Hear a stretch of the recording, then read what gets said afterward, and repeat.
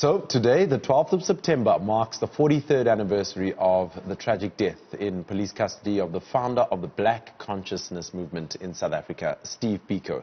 At just 30 years of age, the leader of the Black People's Convention died on the 12th of September in 1977 after being brutally battered by apartheid security police forces. Biko died of head wounds and brain damage 25 days after being detained. He is celebrated for outlining the philosophy of black consciousness, saying black people had to shake off all forms of imperialism, cultural, economical and psychological, to win physical freedom. To commemorate his death and discuss his teaching, we're joined by the founder of the Steve Biko Foundation, Bantu Biko, and Author Sizwe Maphindani. Nkosinathi, thank you so much for your time. We'll start with you. It's been 43 years, and I mean, the climate politically is a little tense in South Africa. If Steve Biko was still alive, do you think he'd be happy with where we currently are as a nation? I think he'd be happy only with some things. I think he would recognize that we have acquired political freedom.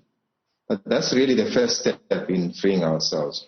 The real battle in South Africa is economic freedom, ensuring that those people, 54% of our citizens, who are trapped in poverty, find a dignified place in the mainstream of our economy. And I think that would be a source of angst for him in the current South Africa. Of course, there is a lot of tension, not only in South Africa, but the world over. The world has taken a step to the political right in terms of the politics, as they say, big man politics. And so it's not surprising that, in fact, there has had to be a response such as we see in movements like Black Lives Matter. So do you think his legacy is being celebrated enough in South Africa? And if not, how can we do better in celebrating the legacy of Steve Biko?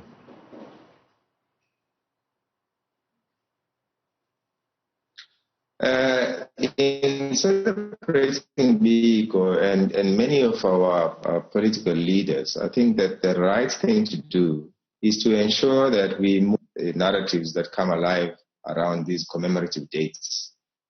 The real way to honor Steve Biko is to take his teachings and make them an integral part of our lives.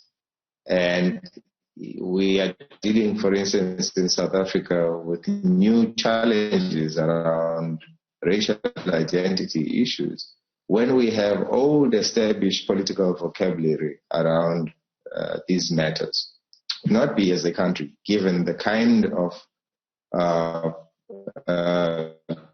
politics that have played out in South Africa and the Black Consciousness movement. This is a country that is a majority Black country. It's in a country that is in Africa. 91% of its citizens, if you look at the broad definition of blackness, are Black. And you still have this negation of their identity play out, be it in boardrooms, be it in other spheres of the workplace, in sports fields, and certainly in the images that we are generating of our own selves, reflecting Black people as non-beings. Let's talk a little more about that, black consciousness. Do you think it died with the legacy of Steve Biko in South Africa? And how could we revive something like that? No, I don't think Black consciousness died at all. In fact, I think that we should always expand our analysis and our understanding of Black consciousness and look beyond just the political formations. It's true that some of the older political formations that subscribe to Black consciousness have a lot of work to do, but they've also been the most consistent political organizations. Basically, they have stuck to their message, since 1977, if you look particularly at the establishment of AZAPO. But then there are new political formations that have laid claim to Black consciousness. And those political formations, I think, have given it runway. They have, of course, the challenge of deepening their understanding of Black consciousness so that it does come to be infused in their policies in a real substantive way. And then you have to look at institutions of civil society, how, for instance, institutions like the ZCC are organized, that are mega institutions. Those are founded on the principles of Black consciousness. So it is certainly alive, and one would wish that these new movements, such as Black Lives Movement in South Africa, are infused with the language, with the philosophy, good traction, and to have longevity and impact. All right, I want to bring in author Sizwe Maphindani here. Sizwe, thank you so much for your time, and thank you for joining us on Weekend Dawn. The life of Steve Biko, do you think it's being taught enough to children who are growing up right now in a new South Africa?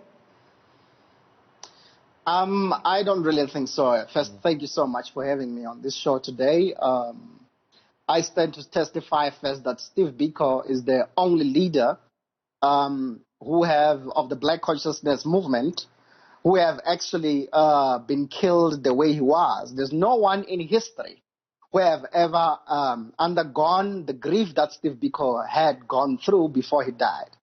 So I do not think that Black consciousness is even taught within the educational system. In fact, what you end up seeing is that both the commercial, the media, and the educational system, the religious system are both working in colloquial terms to continue the dehumanization and the demonization of Blackness. And I mean, if you look into the teachings of Black consciousness by Steve Biko, especially now that we are having the Clicks advert, you'll realize that if Black people only knew, not only Black people per se, actually the entire South African community have known that Black hair, history teaches us that Black hair represents strength. It is actually an antenna through which spiritual forces may descend. It's the receiver and transmitter of information. But in the absence of such knowledge and such teachings of knowledge of self, it becomes difficult for even the Black radical Black class or Black youth to stand against anti-Black racism that continue to manifest itself institutionally. And specifically at this moment, you're talking about the media, because I mean, looking at the Clicks advert happening now, it's nothing new. You've been having all of this advertising aimed at the demonization of Blackness. So if Black consciousness philosophy was institutionalized and then plugged within the educational system, we wouldn't be going through what we are going through now. We wouldn't even be having so much ignorance and continued anti-Black racism as we see it happening in South Africa today. Sizwe, I'm glad you bring up the Clicks debacle and the Clicks issue. It was obvious to see that there wasn't proper or Black representation in the higher ranking positions there at Clicks. But do you think it was handled appropriately by Unilever and Clicks, as well as the local political parties like the EFF? I don't think it was handled correctly, but now let's start with the EFF's response towards the Click saga. I mean, the rage, I think EFF have done a great job on their primary confrontation of the Click store.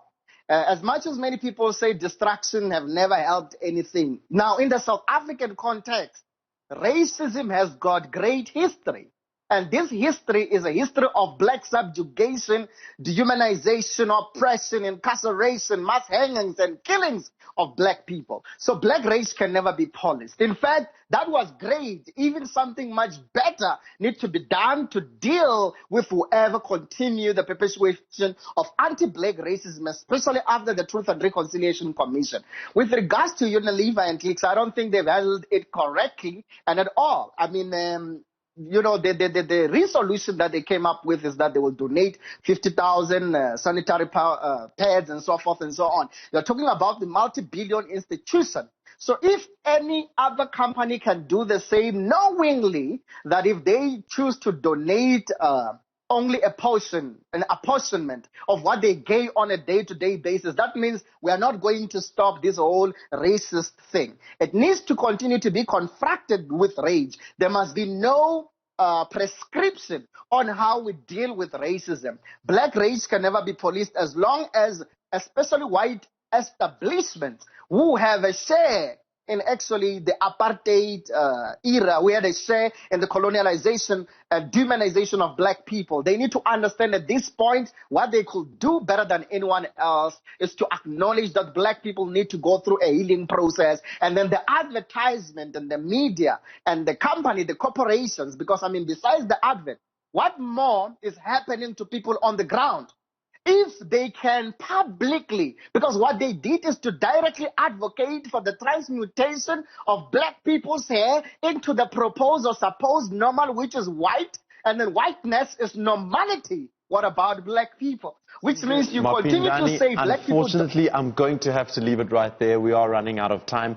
Nkosinathi Biko, thank you so much for your time, the founder of the Steve Biko Foundation. And of course, thank you to Sizwe Maphindani, the author, chatting to us there about the life and legacy of Steve Biko. 43 years anniversary of his tragic death, Steve Bantu Biko. He died while in police custody. A big thank you to the both of you for your time.